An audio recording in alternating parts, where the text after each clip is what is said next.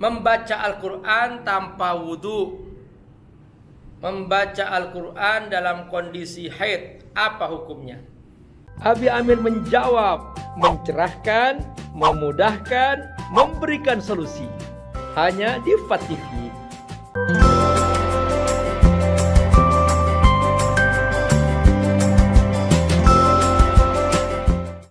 Jangan lupa donasi untuk keberlangsungan FAT TV ini. Insya Allah semua yang Anda donasikan Allah akan mengganti dengan lipat ganda, karena di sini Anda beramal jariah.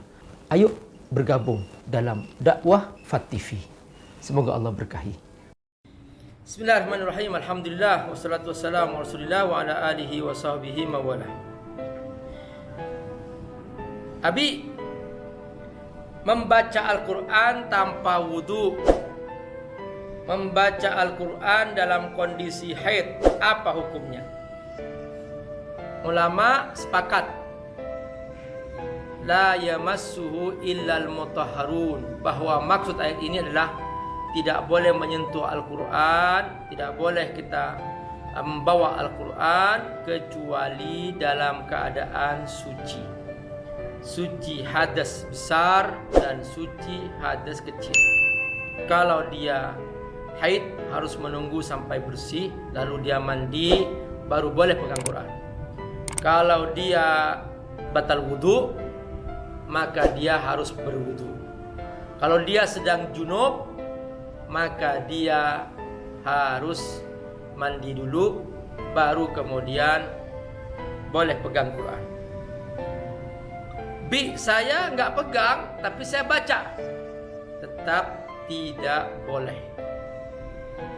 Kecuali kalau dia membaca ayat Quran dalam bab zikir. Misalnya membaca doa zikir pagi, di dalamnya ada ayat Quran. Membaca zikir sore, di dalamnya ayat Quran.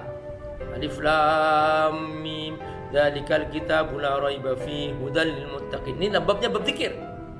Karena ada zikir, zikir pagi, zikir sore. Nah, makanya kalau babnya bab zikir boleh. Tapi kalau babnya membaca Quran tidak boleh, karena ada ayat ini, la yamassuhu illal mutahharun. Setahu saya tidak ada perbedaan pendapat dalam hal ini. Semua sepakat bahwa membawa Quran, membaca Quran dalam keadaan haid, artinya berhadas, tetap tidak dibolehkan. Ini kesepakatan para ulama sudah, ya. Ini yang saya pahami dan saya tahu seperti itu.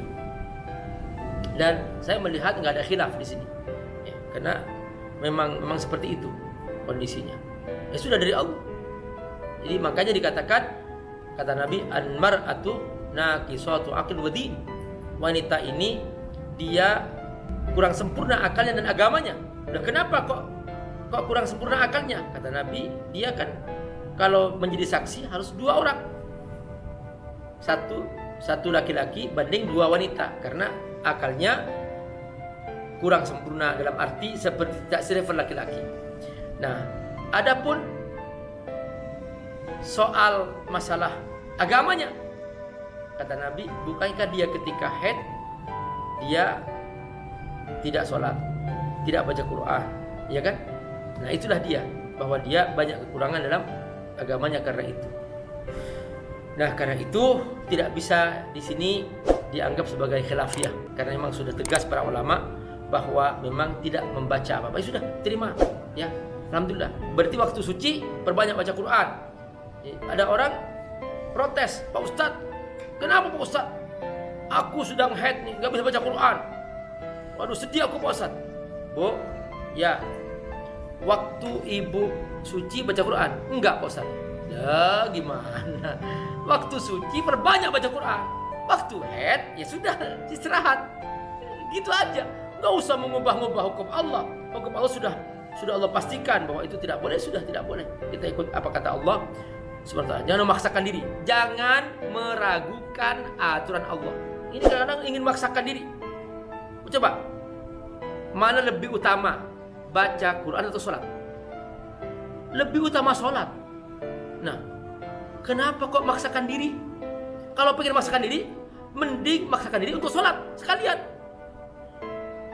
Ya apalagi ini, coba Solat saja yang fardu rukun Islam tidak boleh kata Allah sedang haid.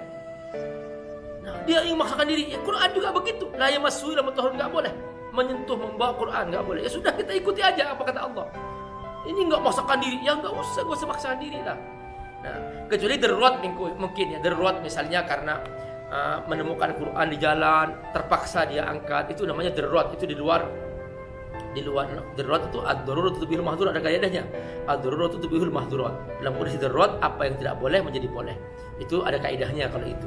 Tapi kalau dalam kondisi normal biasa yang enggak perlulah kita memaksakan diri. Salat aja kita tinggalkan, apalagi hanya baca Quran. Begitu mafhum muwafaqahnya. Salat aja ditinggalkan, apalagi baca Quran. Karena itu memang ketentuan la yamassu illa mutahharun. Seperti itu makna daripada tentang masalah tidak boleh menyentuh Quran, membawa Quran bagi orang yang haid dan berhadas.